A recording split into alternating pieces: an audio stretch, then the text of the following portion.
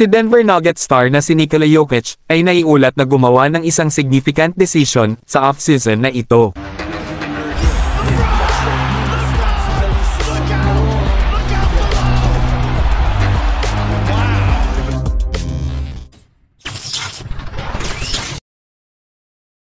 Ang Denver Nuggets ay hit the lottery nang magkaroon sila ng chance kay Nikola Jokic with the 41st pick sa 2024 NBA Draft.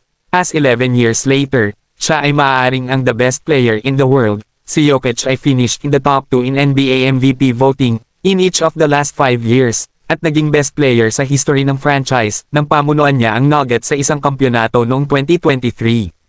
Ngayon, gayunpaman, ang Nuggets ay kailangang mag-prepare to dig deep into their pockets upang mapanatili si Jokic hanggat maaari. But not yet.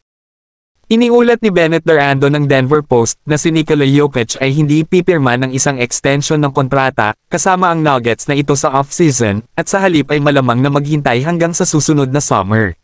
Si Nikola Jokic ay informed sa Nuggets na hindi siya pipirma ng isang extension ng kontrata sa off-season na ito dahil ang 3-time MVP ay nagnanais na maghintay hanggang sa susunod na summer to engage in contract talks. By waiting until the 2026 off-season, si Jokic ay maaaring kumita ng additional $80 million sa isang potential na contract extension na kung saan ay tiyak na kung bakit mas gusto ng Nuggets to have put ink to paper this summer.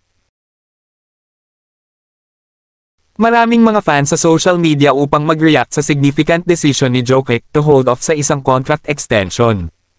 Maraming mga fans ang blowing Jokic decision out of proportion dahil ang mga chances na talagang iiwan niya ang Denver at any point are extremely low, lalo na sa historic contract he will be eligible for next offseason. Kayong mga kabasketball, ano masasabi niyo dito? Mag-comment lang sa baba.